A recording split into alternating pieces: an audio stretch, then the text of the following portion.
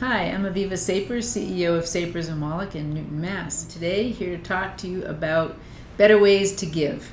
One of my favorite quotes is, "No act of kindness, no matter how small, is ever wasted." That's a quote by Aesop.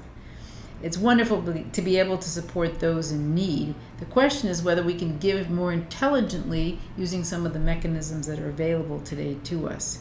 So I want to start off by letting you know I've spoken to a lot of people about how they give to charity, and most of them tell me that they either write checks or they put it on their credit card.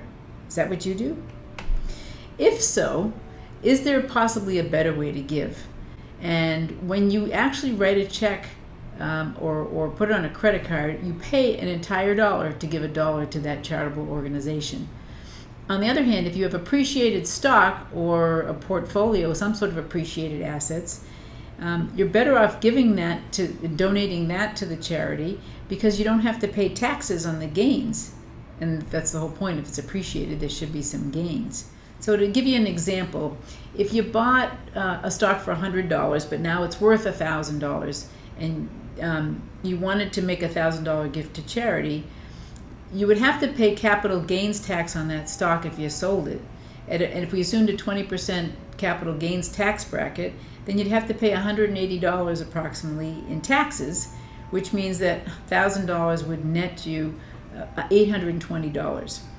If, on the other hand, you donated that stock directly to the charity or the not-for-profit, you would have basically given away $1,000 with an asset that only cost you $100 versus writing a check for $1,000. If you still wanted to have some of that stock in your portfolio after the fact, you could turn around and, instead of writing that check to the charity, write the check back to your stock portfolio and repurchase the stock. You might have to wait 30 days, but you can then have that stock in your portfolio at a basis price, or the price that you purchased it at, of $1,000. So next time you sold it, if you sold it at $2,000, you're only paying taxes on the gains between the $1,000 and the $2,000. If the timing of when you want to make these donations, or the charity you're giving to is incapable of dealing with all this high finance stuff, you could use a vehicle called a donor advised fund. A donor advised fund is a special tax advantaged vehicle that's really designed to execute on these types of things. It's created by donations of cash or appreciated assets. People who give to charity on a regular basis that also have investment portfolios might consider creating a donor advised fund, because when you make those contributions, you get to have that tax deduction as if you gave to a charity in the year that you gifted your stock to a donor advised fund. But you might not decide where you want to give the money at this stage, or who you're giving it to. You might decide, yep, I will give $500 to this charity, and I'm not really sure I want to give anything else at this time. With a donor advised fund, you're not obligated to distribute out to the charities in that specific year that you made the gift and got the charitable donation. Over years, a lot of these donor advised funds have online recommendation programs where you can suggest, I want to give $100 to the Red Cross, another $100 somewhere else, whatever you choose, whichever charity of choice, and it can be even done online with some of these institutions.